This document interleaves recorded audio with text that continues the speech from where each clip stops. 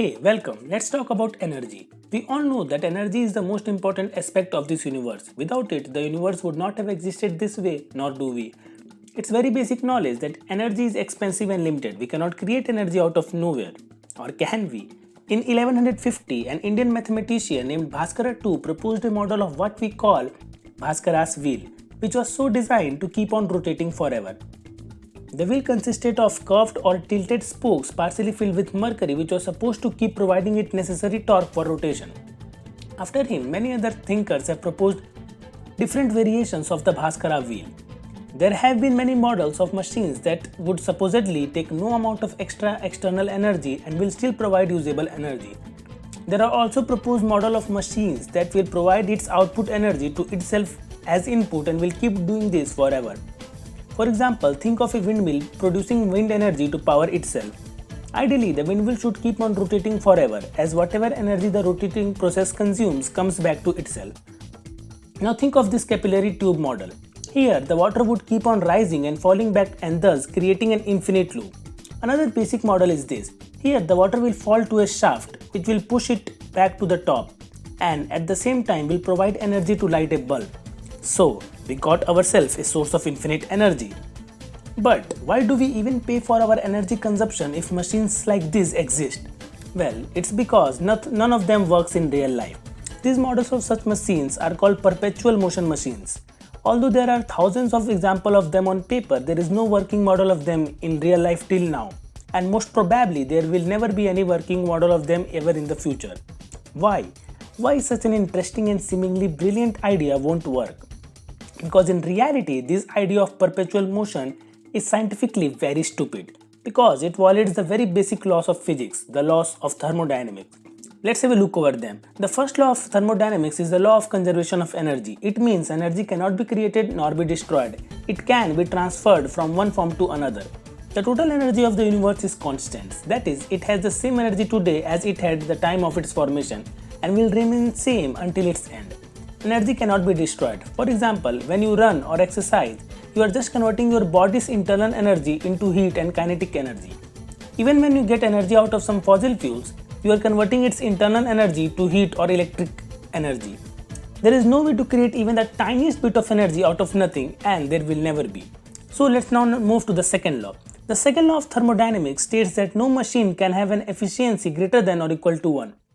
That is, a machine will always produce less amount of work or power or energy compared to what you input it. During its work, a machine will always lose some energy every cycle. We can easily relate it to real life. If you roll a top, it will eventually stop due to friction and other factors. The perpetual machine violates either one or both laws of thermodynamics, and that's why they will never work.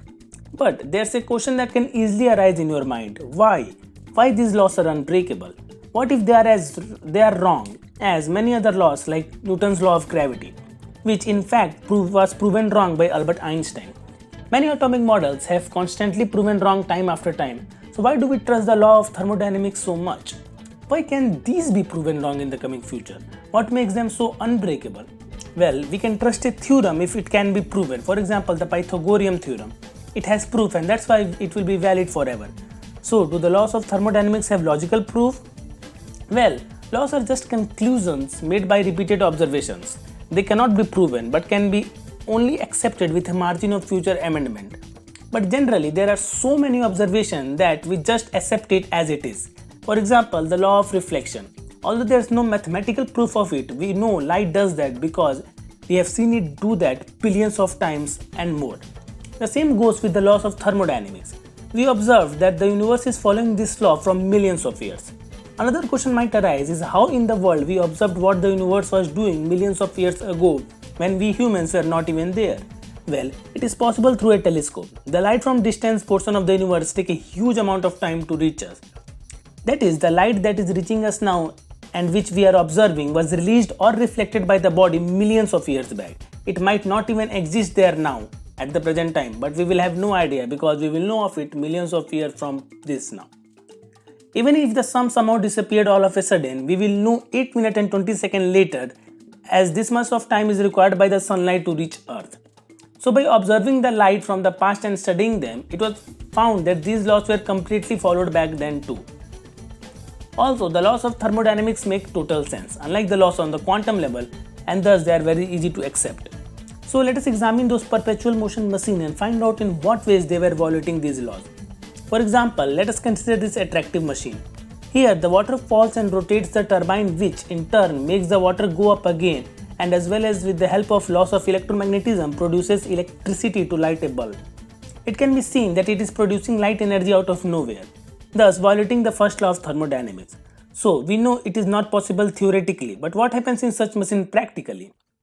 Here the water falls through a height h, and thus the potential energy of mgh is converted into rotatory energy of the turbine. Now if the turbine had to push back water to a height h, all of its rotatory energy will be converted back to the potential energy of the water. There will be no energy left to light a bulb. In such a scenario, the rotation could light the bulb but cannot push the water back to the top. So, the water will stop in between and thus the loop will break. Even if there was no bulb to consume the energy, the system will lose some energy due to friction, and thus the water will not be able to push back even the very first time. And that is how it fails to work and will fail to work no matter how many times we try. There are other models that we talked about at the beginning which were supposed to keep on repeating their process as they were giving their output energy to themselves as input. Such type of machines or models violate the second law of thermodynamics. Each time they give themselves their own output energy, it is less than the previous one, as in the real world energy is always wasted in the form of friction or radiation. The loops will sooner or later break or due to a lack of energy. Well, what if we put those machines in a vacuum? Won't they then work?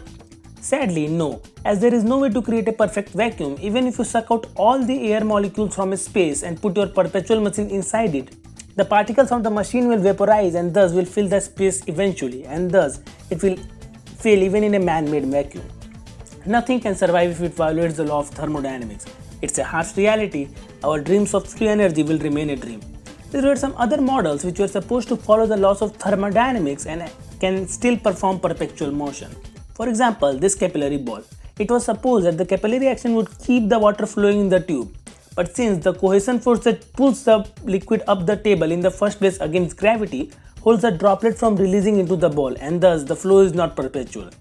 The concept of perpetual motion is now being rejected all over the scientific community, as many science institutions stopped giving patents for such models until a complete working model is not available.